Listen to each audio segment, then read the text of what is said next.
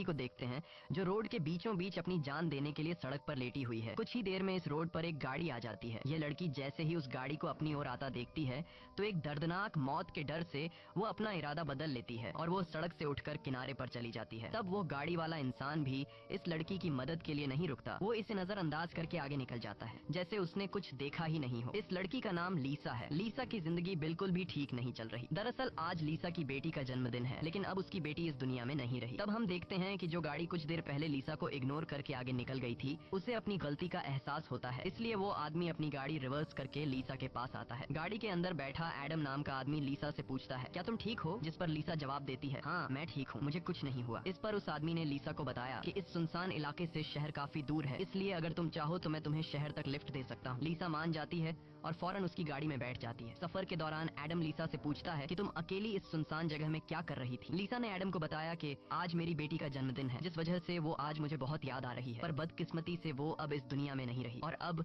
मैं बिल्कुल अकेली हूँ। कोई भी ऐसा नहीं है इस दुनिया में जिससे मैं अपना कह सकूं। लीसा की ये बात सुनकर एडम कहता है, अच्छा इस वजह से तुम रास्ते के बीचों बीच मरने के लिए लेटी हुई थी? जवाब में लीसा ने कहा, मैं मरना नहीं चाहती, बस एक बार किसी तरह से अपनी बेटी से मिलना चाहती हूँ। तभी लीसा कार का रेडियो ऑन कर लेती है। रेडियो पर एक न्यूज चल रही होती है। रिपोर्टर बताता है कि जंगल में एक सीरियल किलर घूम रहा है और आज सुबह इस किलर ने 2 और लड़कियों को मार दिया है। पुलिस के पास उस किलर की तस्वीर तो नहीं है, लेकिन उन्हें इसके बारे में ये जानकारी मिली है कि कातिल एक गोरे रंग का आदमी है जिसके पास ब्राउन कलर की गाड़ी है और उसके दाहिने हाथ पर एक क्रॉस का निशान है। ये खबर सुनकर लीसा के पैरों तले जमीन खिसक जाती है, क्योंकि रिपोर्टर रेडियो पर जिस कातिल का हुलिया बता रहा था वो कोई और नहीं बल्कि एडम ही था। उसके हाथ में क्रॉस का निशान देखकर लीसा बहुत ज्यादा डर जाती है। इससे पहले कि लीसा खुद को बचाने के लिए कुछ कर पाती, तभी एडम अचानक जोर से कार का ब्रेक लगाता है, जिससे लीसा का सर तेजी से कार की डैशबोर्ड से जा टकराया और लीसा बेहोश हो गई। कुछ देर बाद जब लीसा की आंखें खुली तब उसने खुद को एक अजीब से बंकर में कैद पाया जो चारों ओर से लोहे की मजबूत दीवारों से बना हुआ था। लीसा खुद को इस बंद जगह में कैद पाकर बहुत ज्यादा घबरा जाती है और मदद के लिए चिल्लाने लगती है, लेकिन उसकी मदद करने कोई नहीं आया। हम देखते हैं कि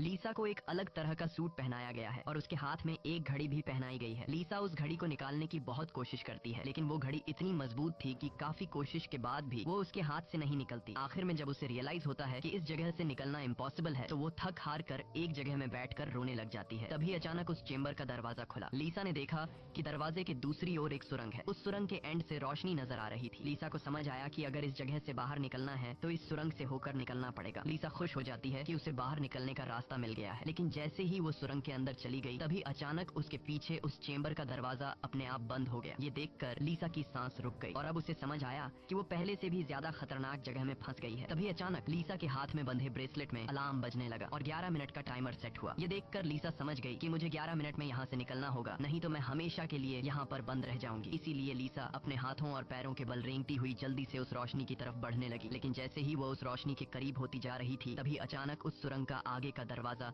धीरे धीरे बंद होने लगा। ये देखकर लीसा और तेजी से आगे बढ़ने लगी, लेकिन जब वो उस दरवाजे के पास पहुंची तो वो दरवाजा पूरी तरह से बंद हो चुका था। लीसा को कुछ समझ नहीं आ रहा था कि अब यहाँ से कैसे निकला जाए। वो चीख चीख कर रोने लगी। तभी उसकी नजर उस दरवाजे के बगल से जा रही एक दूसरी सुरंग पर पड़ी, लेकिन वो रास्ता बहुत ज्यादा तंग था। लीसा को अब कोई और दूसरा रास्ता नजर नहीं आ रहा था, इसलिए लीसा हिम्मत करके किसी तरह सुरंग के अंदर चली गई और काफी मुश्किलों के बाद वह उस रास्ते को पार कर लेती है और आगे बढ़ते हुए एक ऐसी जगह पर पहुंच जाती है जहां एक प्लेटफॉर्म की तरह 2 रास्ते बने हुए थे। एक रास्ता ऊपर से जा रहा था और दूसरा रास्ता नीचे से। लीसा को कुछ समझ नहीं आया और वह ऊपर के रास्ते को चुनती हुई घुटनों के बल आगे बढ़ने लगी, लेकिन थोड़ा आगे जाते ही नीचे का फ्लोर ऊपर उठने लगा। अगर वक्त रहते लीसा वहां से नहीं निकल पाई तो नीचे का रास्ता उसे ऊपर चिपका कर मार देगा। लीसा डर के मारे तेजी से आगे बढ़ने लगी। वो उस जगह के बीच बस पिसने ही वाली थी कि तभी इस सुरंग के एंड तक उसका हाथ पहुंच जाता है और जैसे ही वो रास्ता पूरी तरह से बंद होने वाला था, लीसा अपनी जान बचाकर वहां से निकलने में कामयाब हो जाती है। खुद को कुचलने से बचाकर वो एक सुकून की सांस लेती है, लेकिन उसे पता नहीं था कि अब उसके लिए मुश्किलें और भी बढ़ने वाली हैं, क्योंकि आगे का रास्ता और भी ज्यादा खतरनाक है। तभी उसके घड़ी में अलार्म बज उठा। ये अलार्म बता रहा था कि आधा समय बीत चुका है और अब उसके पास सिर्फ 5 मिनट बाकी है। इसीलिए वो अब फिर से आगे बढ़ने लगी, जहाँ उसे थोड़ी दूर जाते ही रास्ते में कोई इंसान लेटा हुआ दिखाई दिया। लीसा जब उसके करीब आई तो उसने देखा कि वो कोई जिंदा इंसान नहीं बल्कि एक जली हुई डेड बॉडी है जिसकी हालत बहुत खराब है। उस लाश के हाथ पर भी वैसी ही घड़ी बंधी हुई थी जैसी लीसा के हाथों पर बंधी थी। लीसा को समझ आ गया कि ये इंसान भी मेरी तरह इस सुरंग से निकलने की कोशिश कर रहा था, लेकिन वो यहाँ से निकलने में कामयाब नहीं हो सका और मारा गया। मतलब यहाँ से निकलना इम्पॉसिबल है। इस डेड बॉडी को देखकर लीसा की यहाँ से निकलने की बची कुची उम्मीद भी टूट गई, लेकिन उसने किसी तरह हिम्मत जुटाई और इस डेड बॉडी को साइड पर करके आगे बढ़ने लगी। जब वो घड़ी की तरफ देखती है तो उसके पास सिर्फ 2 मिनट का टाइम बचा हुआ था, इसीलिए वो और तेजी से आगे बढ़ने लगी। तभी अचानक एक मजबूत लोहे की सलाखों ने आकर उसका रास्ता रोक दिया। साथ ही उस सुरंग की दीवारों में से ढेर सारे हीटिंग पाइप निकलकर बाहर आने लगे और उस जगह को गर्म करने लगे। ये देख लीसा पूरी तरह से घबरा गई। वो समझ गई कि जल्द ही उसकी भी लाश उस जले हुए इंसान की तरह इस सुरंग में पड़ी होगी। उसे आगे क्या करना है कुछ समझ नहीं आ रहा था। तभी उसके पीछे दीवार का एक छोटा सा सेक्शन खुल गया, जिसे देख लीसा पीछे की तरफ रेंगती हुई उसके अंदर घुस गई। अगले ही पल एक कांच के दरवाजे ने इस सेक्शन को पूरी तरह से बंद कर दिया। जैसे ही लीसा के हाथ में बंधी घड़ी में टाइमर 0 पर पहुंचा, तभी उन हीटिंग पाइप से आग फुंवारे की तरह निकलने लगी और देखते ही देखते वो पूरी सुरंग आग की लपटों में डूब गई। लीसा जिस सेक्शन में बंद थी वह पूरी तरह से सिक्योर था, जिस वजह से उसकी जान बच गई। कुछ देर बाद वो हीटिंग पाइप्स वापस दीवार में चली गई। लीसा जिस सेक्शन में बंद थी उस चेंबर का दरवाजा खुल गया। लीसा ने जो कुछ अभी अपनी आंखों के सामने देखा, उस वजह से लीसा उस सेक्शन से बाहर नहीं निकलना चाहती थी, पर उस सेक्शन की दीवार लीसा को बाहर धकेल देती है और पहले की तरह अपने आप सुरंग से जुड़ गई। लीसा जैसे ही वहाँ से बाहर आई, तभी उसकी घड़ी में फिर से 11 मिनट का टाइमर सेट हुआ। वह जैसे ही थोड़ा आगे बढ़ी, तभी उस सुरंग का ऊपरी हिस्सा नीचे आने लगा और बिल्कुल उसके साथ आकर चिपक गया। बस इतना गैप बचा कि वो रेंगते हुए यहाँ से आगे निकल सके। लीसा अब पूरी तरह से बेबस हो चुकी थी। वो जोर जोर से रोने लगी। जब उसकी नजर घड़ी पर पड़ी तो वहाँ उसका टाइम खत्म हो रहा था, जिसका मतलब था कि अब से ठीक 11 मिनट बाद फिर से उस सुरंग में आग का सैलाब आएगा और लीसा को राख कर देगा। वो सोचती है कि इतनी बुरी मौत मरने से अच्छा है कि क्यों ना एक बार फिर से वो यहाँ से निकलने की कोशिश करे। इसीलिए वो फिर से हिम्मत करके अपनी जान बचाने के लिए पीठ के बल अपने हाथों के सहारे रेंगते हुए आगे बढ़ने लगी। थोड़ी दूर ऐसे ही रेंगते हुए जाने के बाद वो सुरंग खत्म हो गई और आगे पानी का एक टैंक आ गया। लीसा बहुत ज्यादा थक गई थी और प्यास ने उसका बुरा हाल कर दिया था। वो इसी तरह लेटे हुए हाथों की मदद से पानी पीकर अपनी प्यास बुझा लेती है। जब उसने अपनी घड़ी की तरफ देखा तो अब सिर्फ 8 मिनट रह गए थे। अब पानी के अलावा उसे कोई और दूसरा रास्ता नहीं दिखा, इसलिए वो एक लंबा सांस लेते हुए पानी में ही उतर गई। पानी में उतरने के बाद टैंक काफी बड़ा था। उसे अब समझ नहीं आ रहा था कि किस तरफ जाना है। वो यहाँ वहाँ पानी में निकलने का रास्ता ढूंढने लगी, मगर उसे कोई भी निकलने का रास्ता नहीं मिला। दूसरी तरफ जहाँ से वो इस टैंक में उतरी थी वह रास्ता भी बंद हो चुका था। अब उसकी सांस भी खत्म होने लगी थी। तभी टैंक में से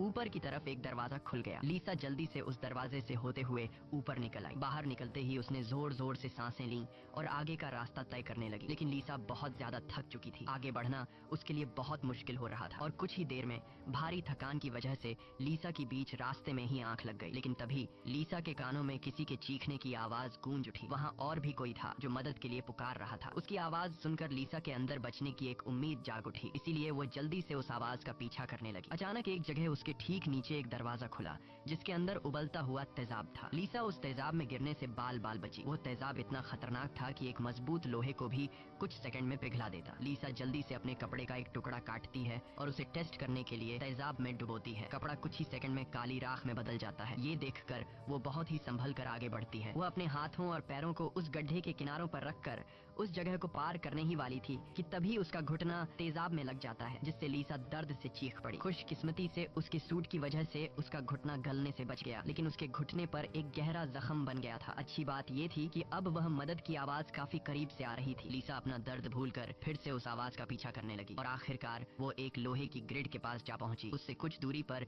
एक और ग्रिड थी, जिसके पीछे एक आदमी था। उस आदमी ने भी लीसा की तरह हाथ में घड़ी और सूट पहना था। लीसा उससे कहती है कि देखो मेरी बात सुनो, हम दोनों यहाँ पर फंसे हुए हैं, अगर हम एक दूसरे की मदद करें तो यहाँ से निकल सकते हैं। लेकिन वो आदमी काफी लंबे समय से उस सुरंग में फंसने की वजह से उसकी दिमागी हालत खराब हो चुकी थी। वो कभी लीसा को गालियां देने लगता तो कभी सॉरी करने लग जाता। वो कहता है कि ये लोग जल्द ही वापस आएंगे और हम दोनों को मार देंगे। ये कहकर वो पागल जोर जोर से हंसने लगा। तभी लीसा देखती है कि उसके हाथ में बंधी घड़ी में 60 सेकंड की काउंटिंग शुरू हो गई है। वो हीटिंग पाइप्स दोबारा दीवारों से बाहर निकल आए और इस बार बचने के लिए जो सेक्शन था वो लीसा और उस आदमी के बीचों बीच खुलता है, जिसमें सिर्फ एक ही इंसान के छिपने के लिए जगह थी। अब या तो वो पागल आदमी बचेगा या फिर लीसा। अगले ही पल लीसा और उस पागल आदमी के आगे जो लोहे की ग्रिड थी वह हट गई। ये दोनों तेजी से उस चेंबर की तरफ भागने लगे और दोनों एक साथ चेंबर तक पहुंचे, जिसके बाद ये दोनों एक दूसरे को मारने लगे। उस बीच कभी लीसा उस पागल आदमी को चेंबर से बाहर निकाल देती तो कभी वो पागल आदमी लीसा को बाहर धकेल देता। लेकिन आखिर में जैसे ही वक्त खत्म होने वाला होता है, लीसा उस आदमी को लात मारकर चेंबर से बाहर कर देती है। वो आदमी लीसा को पैर से पकड़कर बाहर निकालने की कोशिश करता है। तभी 60 सेकंड खत्म हो गए और उस चेंबर के शीशे के दरवाजे ने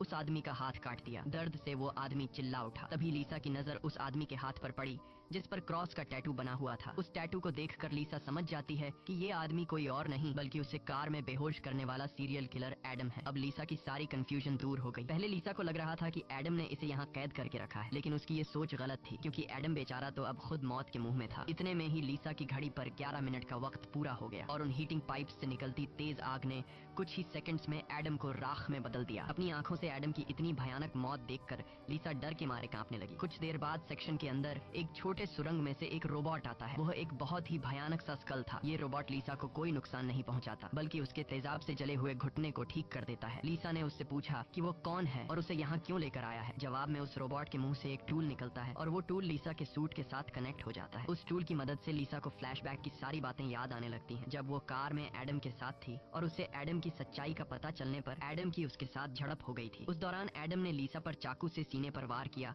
और कार से बाहर फेंक दिया था। उसी पल लीसा को आसमान से उसकी ओर आती एक सफेद रोशनी दिखाई दी थी, जिसके बाद लीसा वापस प्रेजेंट में आती है। लीसा को अब एक बात समझ आ जाती है कि उन एलियंस ने ही दरिंदे एडम से उसकी जान बचाई थी और उसे यहाँ लाए थे, लेकिन वो उसे यहाँ क्यों लाए थे ये बताए बिना ही वो रोबोट वहाँ से निकल गया। लीसा ये भी समझ जाती है कि ये लोग जो भी हैं वे उसे मारना नहीं चाहते, बस उसे इस गेम को पार करना होगा, तभी वो यहाँ से निकल पाएगी। लीसा अब आगे का रास्ता तय करने उस चेंबर से बाहर आ गई। एडम का कटा हुआ हाथ भी वहाँ पर पड़ा हुआ था। उसी समय लीसा को उस कटे हाथ पर टाइमर के नीचे कुछ सिंबल्स दिखाई दिए। लीसा उन सिंबल्स का मतलब समझने की कोशिश कर ही रही थी कि तभी एक घूमता हुआ पंखा उसकी ओर आने लगा। उसे देख लीसा अपनी जान बचाने के लिए पीछे हटने लगी और उससे बाल बाल बचती हुई एक छेद से ऊपर की सुरंग में चली गई। तभी अचानक उसे सुरंग के ऊपर से किसी के चलने की आवाज सुनाई दी। वो आवाज एक जगह पर जाकर रुक गई। उस जगह पर सुरंग का ढक्कन खुला और उसमें से एक भयानक सा क्रीचर उतरा, जो देखने में तो इंसान था लेकिन जानवरों की तरह घुरा रहा था। उसका शरीर पूरी तरह से जल चुका था और उसकी आंखें सफेद पत्थर की तरह चमकदार थीं। तभी लीसा की नजर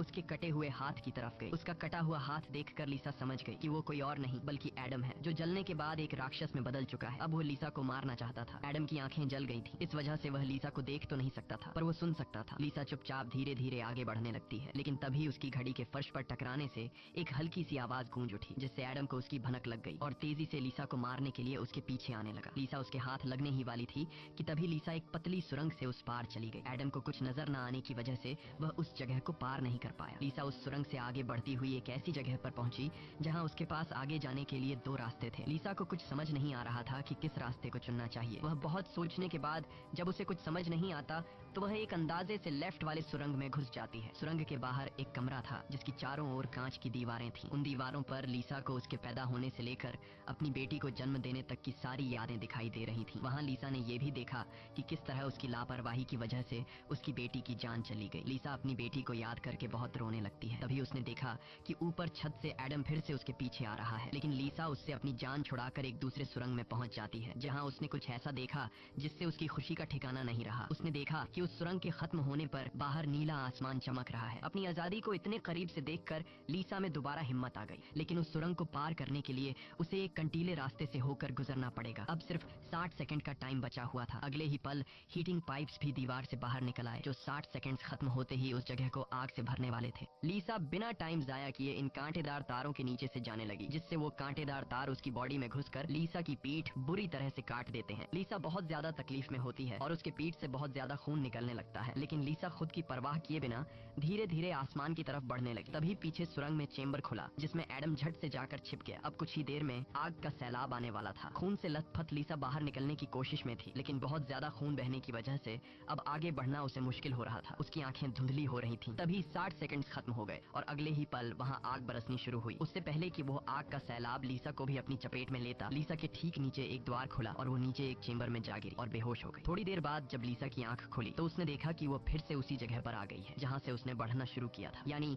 अब तक उसने जितनी भी मेहनत की यहाँ से निकलने की, वो सारी जाया चली गई। ये देखकर लीसा अब पूरी तरह से टूट चुकी थी। तभी वो रोबोट उसकी मरहम पट्टी के लिए दोबारा आ जाता है। लीसा ने उसे मरहम पट्टी करने से रोका, क्योंकि वो दोबारा ये सब दोहराने के लिए तैयार नहीं थी। उसने रोबोट से कहा कि वो अब सिर्फ मरना चाहती है। उस रोबोट ने लीसा की बात मान ली और उसके मुंह से एक इंजेक्शन निकलकर लीसा के शरीर की तरफ बढ़ने लगा। तभी लीसा को एडम के हाथ पर बने हुए निशान याद आ गए। वो समझ गई कि जरूर वो निशान यहाँ से बाहर निकलने का रास्ता बताते हैं, इसलिए वो अपने खून से दीवार पर एडम के हाथ पर बने हुए निशान बनाने लगी, जिसे काफी गौर से देखने के बाद लीसा को पता लगा कि ये तो एरो है जो यहाँ से निकलने की डायरेक्शन बताते हैं। जैसे कि पहला एरो लेफ्ट साइड की तरफ मुड़ा हुआ था, जिसका मतलब रास्ते में आने वाली पहली दो सुरंगों में से उसे लेफ्ट साइड वाली सुरंग के अंदर जाना चाहिए। दूसरे नंबर का एरो राइट साइड राइट की ओर मुड़ा हुआ था, यानी पहली सुरंग को पार करने के बाद जब फिर से एक साथ दो सुरंगें आएंगी तब राइट साइड वाली सुरंग के अंदर जाना चाहिए। उसे लगा कि जरूर मेरे हाथ की घड़ी के नीचे भी इसी तरह के सिंबल्स बने होंगे जो यहाँ से बाहर निकलने की डायरेक्शन बताते हैं। ये समझते ही लीसा ने उस रोबोट से उसके जख्मों को ठीक करने को कहा। जख्मों की मरहम पट्टी होते ही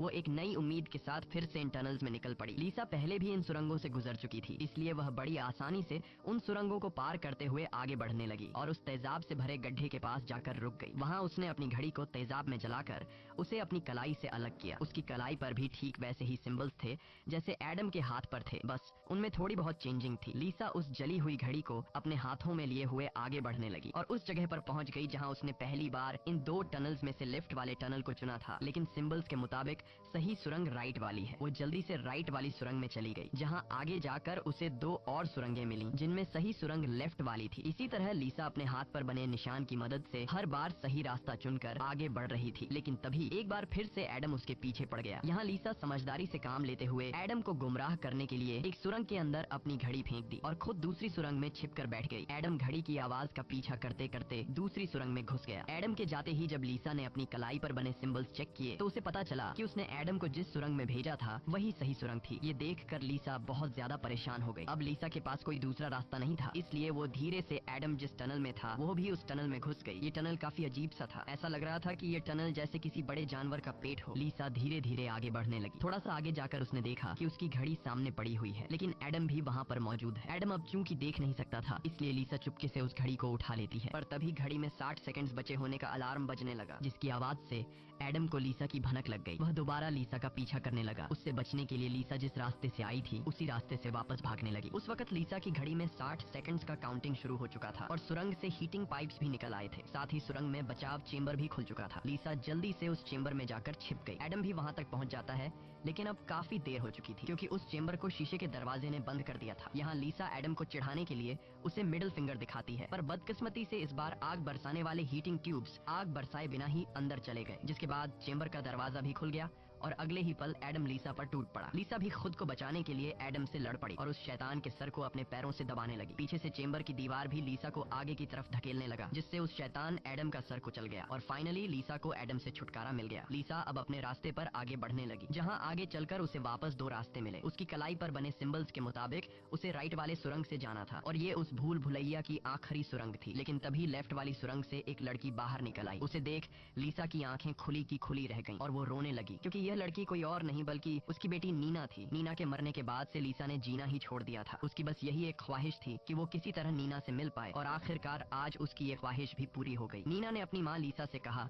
कि अब दोबारा मुझे फिर से अकेला मत छोड़ना, जिस पर लीसा ने जवाब दिया, नहीं बेटा, मैं हमेशा तुम्हारे साथ रहूंगी। जिस पर नीना कहती है, तो फिर आओ मेरे साथ लेफ्ट वाले टनल में चलो। लीसा रोते हुए बोली, नीना, मैं तुम्हें फिर से खोना नहीं चाहती, लेकिन सच तो ये है कि तुम पहले ही मर चुकी हो और मेरी मंजिल दूसरी सुरंग में है। इतना कहकर लीसा वहाँ से जाने लगी। पीछे से नीना उसे पुकारती रही, लेकिन लीसा दिल पर पत्थर रखकर उस सुरंग से बाहर निकली। बाहर आते ही लीसा फूट फूट कर रोने लगती है। उसके बाद लीसा ने बिना समय गंवाए राइट वाली सुरंग में घुस गई, जहाँ उसे सुरंग के अंत में खुला आसमान दिख रहा था। वो खुश होकर तेजी से आगे बढ़ने लगी, लेकिन तभी उसके रास्ते में 3 लोहे के ब्लेड्स आ गए जो लगातार तेजी से ऊपर नीचे हो रहे थे, जिन्हें पार करने का मतलब था खुद के टुकड़े करवाना। लेकिन लीसा को हर हाल में यहाँ से निकलना था, इसीलिए उसने गौर किया कि उनमें से पहला ब्लेड हर 4 सेकंड्स में एक बार नीचे आ रहा है। लीसा उसके करीब पहुंची और जैसे ही वो ब्लेड ऊपर गया तो 4 सेकंड्स पूरे होने से पहले झट से उस पार चली गई। उसके बाद वो दूसरे ब्लेड के पास पहुंच जाती है। इसी तरह दूसरा ब्लेड हर 3 सेकंड्स में नीचे आ रहा था। लीसा ने हिम्मत दिखाते हुए उसे भी पार कर लिया, लेकिन लास्ट वाला ब्लेड सिर्फ 2 सेकंड्स में नीचे आ रहा था, जिसे पार करना लीसा के लिए बहुत ही मुश्किल था। पर आजादी की चाहत में लीसा ने उसे भी पार तो कर दिया, लेकिन बदकिस्मती से उसका पैर ब्लेड के बीच आकर कट गया। लीसा का दर्द से बुरा हाल हो गया था, लेकिन लीसा अपने पैर की परवाह किए बिना सुरंग के एंड तक पहुंच जाती है, जहां उसे खुला आसमान नजर आ रहा था। लेकिन जैसे ही उसने अपना हाथ सुरंग से बाहर निकालने के लिए आगे बढ़ाया, उसका हाथ सामने लगाए स्क्रीन पर जा लगा, जहां खुले आसमान का वीडियो चल रहा था। ये देखकर लीसा बहुत ज्यादा मायूस हुई। उसने कहा, मैंने वो सब कुछ किया जो मुझे करने को कहा गया था। उसके बाद वो पागलों की तरह हंसने लगी। तभी सुरंग से हीटिंग पाइप्स निकल आए, क्योंकि अब कुछ देर बाद 11 मिनट मिनट का टाइम खत्म होने वाला था। लीसा अब सुकून से मौत का इंतजार करने लगी, लेकिन इस बार वो हीटिंग पाइप्स उसे जलाए बिना ही वापस सुरंग में चली गई। तभी अचानक सुरंग का ऊपर का हिस्सा खुल गया और एक तेज रोशनी लीसा पर पड़ी। लीसा का शरीर अपने आप हवा में उठने लगा